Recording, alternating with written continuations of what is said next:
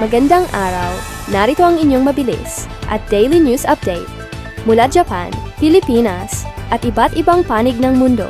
Ihahatid namin ang mahahalagang balitang dapat ninyong malaman. Manatiling updated at samahan ninyo kami. Kinilala si Dina Sevilla, isang Filipina nurse sa Riyadh, Saudi Arabia, bilang isa sa top 10 finalists ng Aster Guardians Global Nursing Award 2026.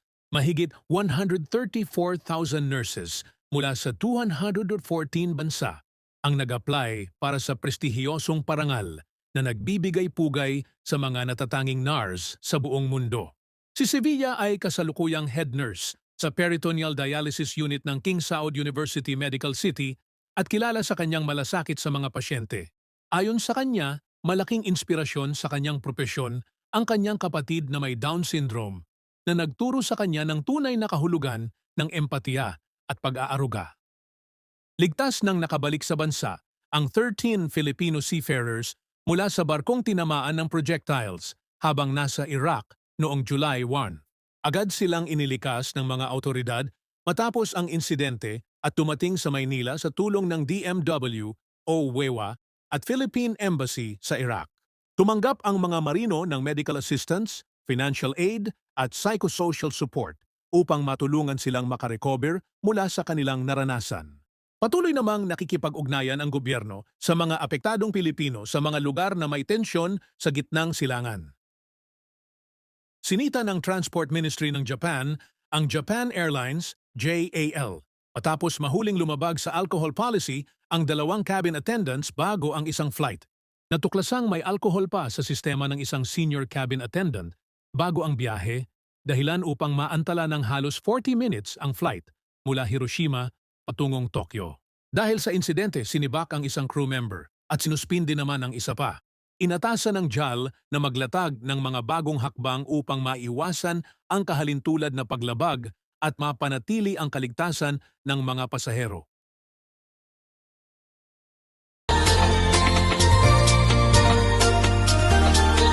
Mga problema at suliranin sa buhay ay hindi nawawala.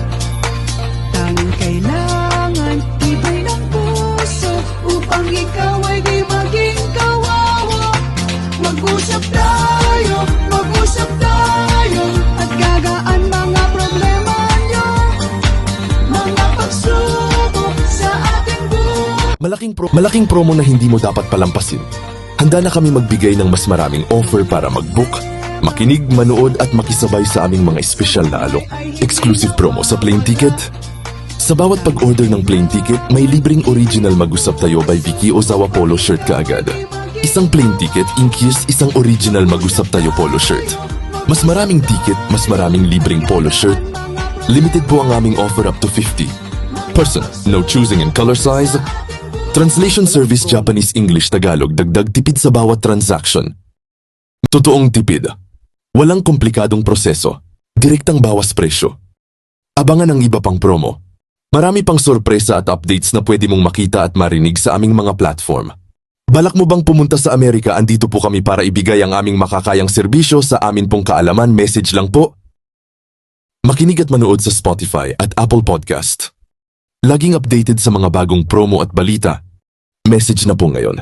Limitado lamang ang promo kaya huwag nang maghintay. I-check ang aming page, mag-message na po at mag-order ngayon. Kami po ng Team Mag-usap Tayo by Vicky Ozawa. Maraming salamat po. Message na po ngayon. Ang promo na ito ay para sa mga gustong maglakbay, makatipid at makatanggap ng espesyal na regalo. Samantalahin na po, message lang po sa FB page Mag-usap Tayo by Vicky Ozawa. Looking for a delicious homemade snack? Try our very own Nutflix, homemade Filipino garlic fried peanuts.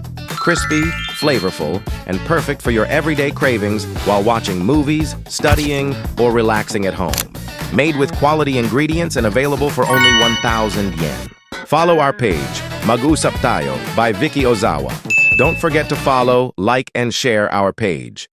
Message us now to order your homemade Nutflix. Shipping fee is not included.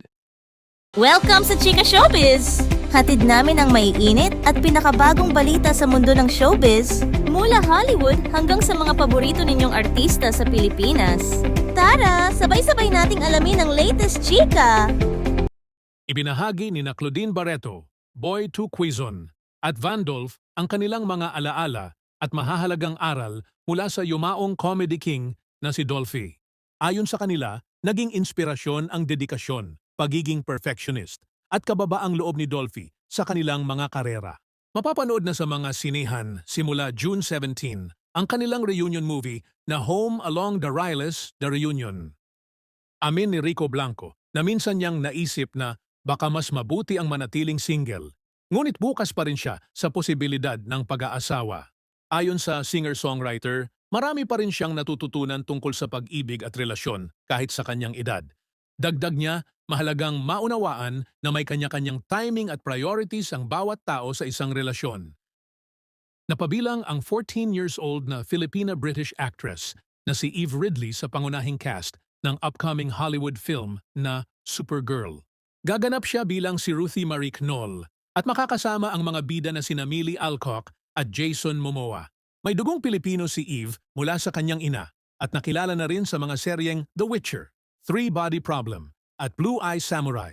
Isa ito sa pinakamalaking proyekto ng batang aktres sa kanyang patuloy na lumalawak na karera sa Hollywood.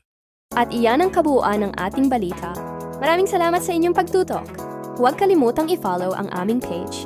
Mag-usap tayo by Vicky Ozawa para sa mas marami pang updates mula Japan, Pilipinas, at buong mundo.